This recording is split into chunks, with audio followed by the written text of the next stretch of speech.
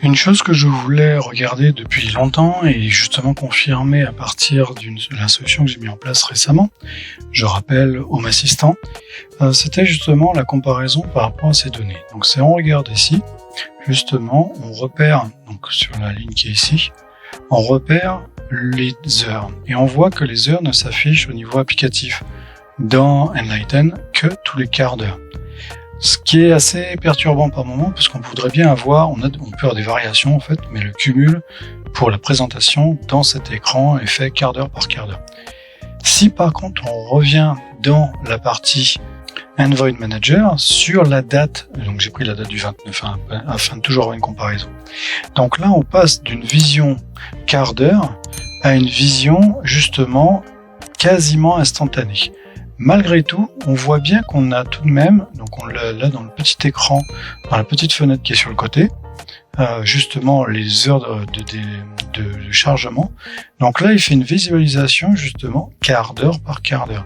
Donc ça veut dire que si par exemple on enlève la consommation, la batterie, etc., là on n'a que ce qui est produit sur justement cette période de temps, donc la journée du 29, et on a un affichage quart d'heure, encore une fois, quart d'heure par quart d'heure.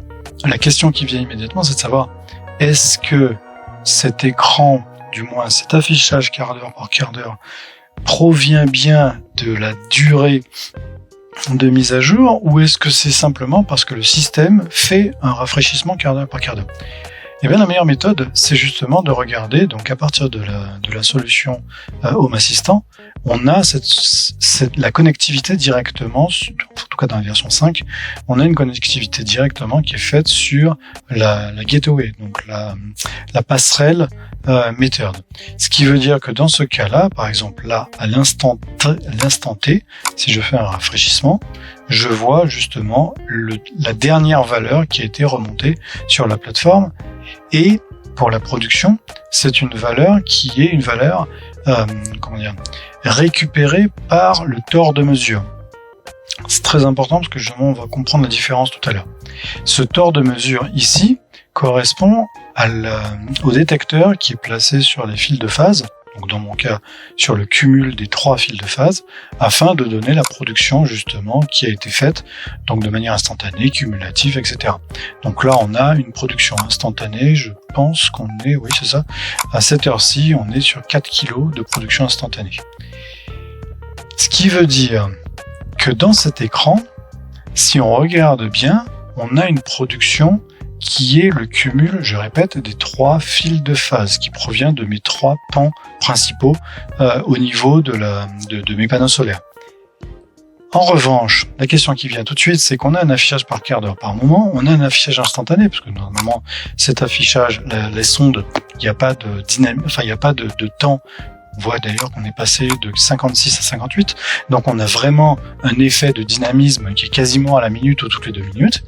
Donc, quelle est réellement la différence entre les deux? Eh bien, dans Home Assistant, j'avais montré justement comment faire dans Home Assistant pour avoir la vision justement des différentes choses. Donc, je vais vous rappeler, si j'ouvre celle-là, production solaire peut-être, ouais, donc c'était cet écran-là, ça c'est justement le scénario que j'avais montré, donc je faisais une vision panneau par panneau, plan par plan, avec la vision instantanée sur le cumul. Donc ça c'est très bien, mais pour comparer les deux choses, c'est-à-dire la production qui est faite pour chacun des micro-onduleurs, comme on voit là, on a une production instantanée à l'instant T, c'est-à-dire dernier rafraîchissement qui a été fait par Home Assistant à travers la Metered, on a un rafraîchissement des données provenant de chacun des micro-onduleurs. Donc celui-là produit 25 watts, celui-là produit que 6 watts, etc., etc. Donc on a un cumul qui est effectué, mais on a une information justement micro-onduleur par micro-onduleur. De ce fait, en faisant la même technique des groupages, comme j'avais expliqué justement dans la vidéo précédente, on peut faire un groupage par pan, donc moi c'est ce que j'ai fait ici, et puis après faire un autre groupage qui est le cumul de tout ça, c'est-à-dire le cumul de tous les pans. De ce fait, on peut avoir ce type de comparaison. Ce type de comparaison, donc j'ai repris exactement la même date, donc la date du 29 septembre jusqu'au 29 septembre, donc j'ai simplement réduit la période nocturne parce que je m'en moque un peu sur cet écran-là. Mais là, qu'est-ce qu'on voit?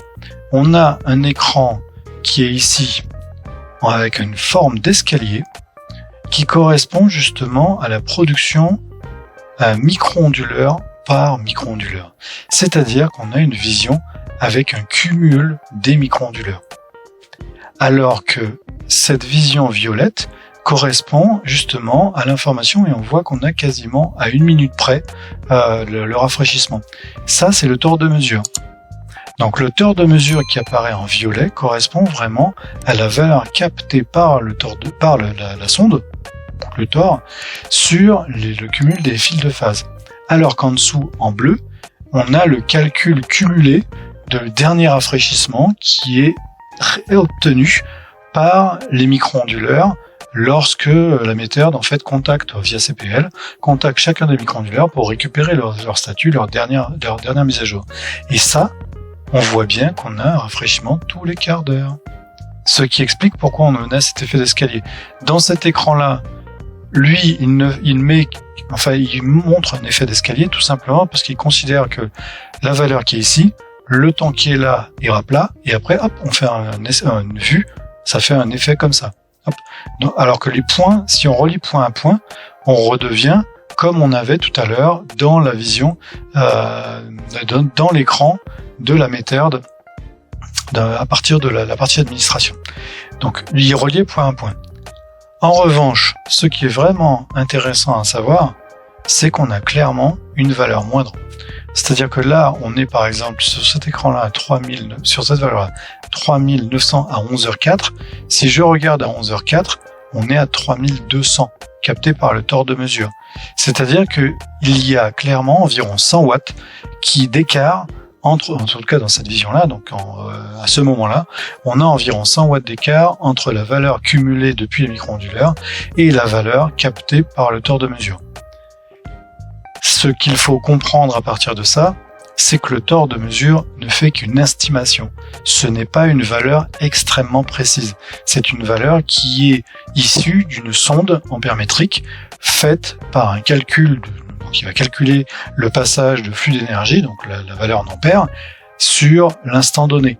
Par contre, c'est une valeur estimée, ce n'est pas une valeur parfaite.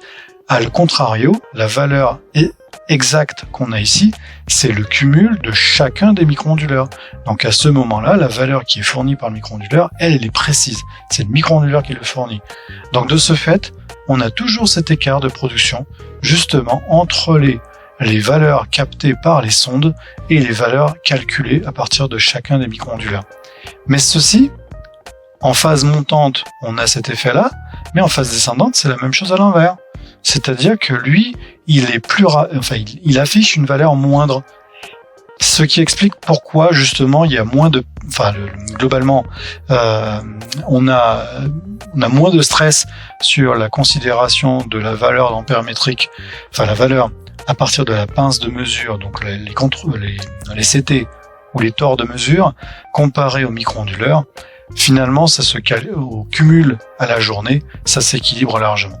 Mais on a effectivement, malgré tout, cet effet d'escalier à la montée et cet effet d'escalier à la descente. C'est-à-dire, on a un effet, justement, où on retrouve une valeur moindre pour la partie tort de mesure versus micro-onduleur sur la fin de la journée, l'après-midi, donc là, en phase descendante, alors qu'en phase montante, on a une valeur plus forte sur les torts de mesure, à contrario de la valeur des micro-onduleurs.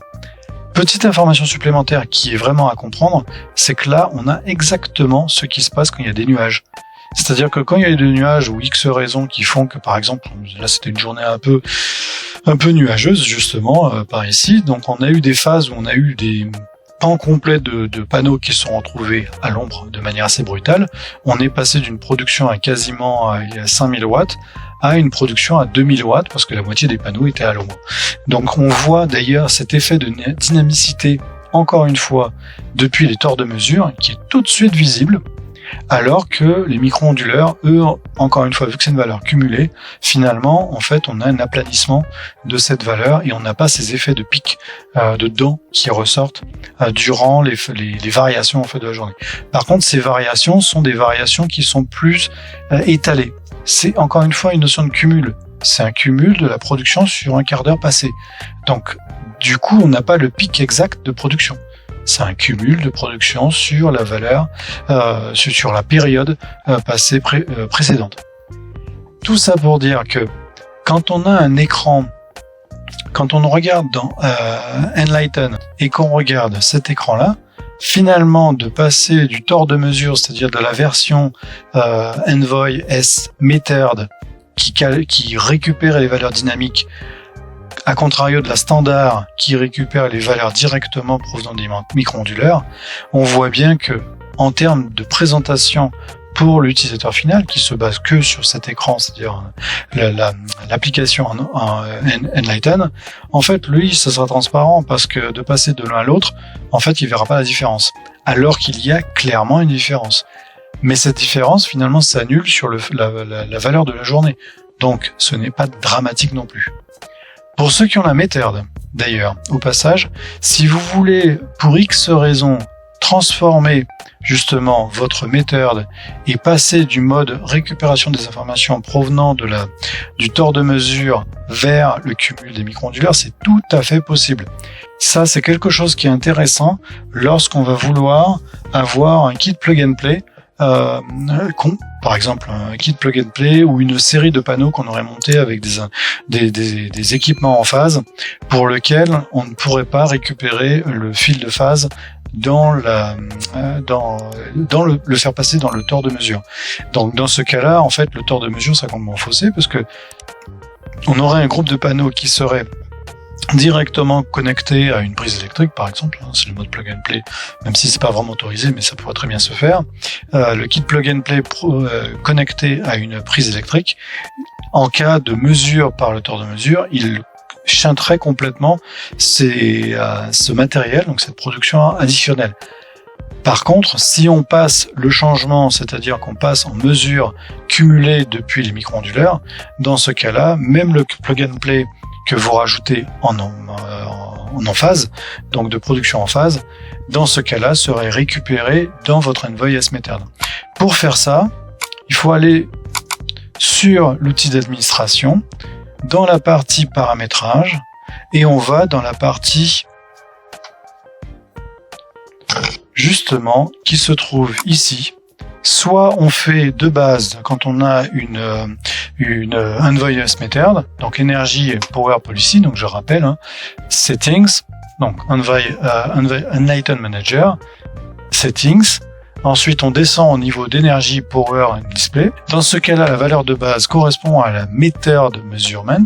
Metered Measurement correspond bien à la mesure captée directement sur le tort de mesure et on le change en passant en micro-inverter measurement, ce qui correspond à se synchroniser avec les micro-onduleurs afin de récupérer les informations tous les quarts d'heure.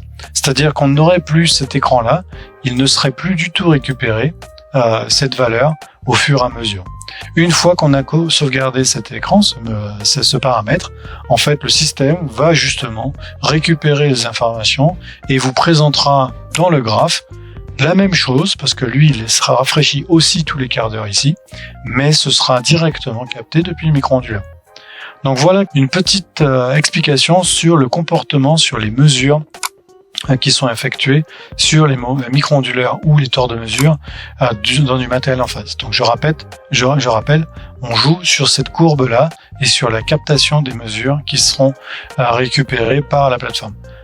Aucun changement sur l'application, aucun changement sur l'application de gestion, mais par contre on a bien une différence de comportement comme on le voit donc ici.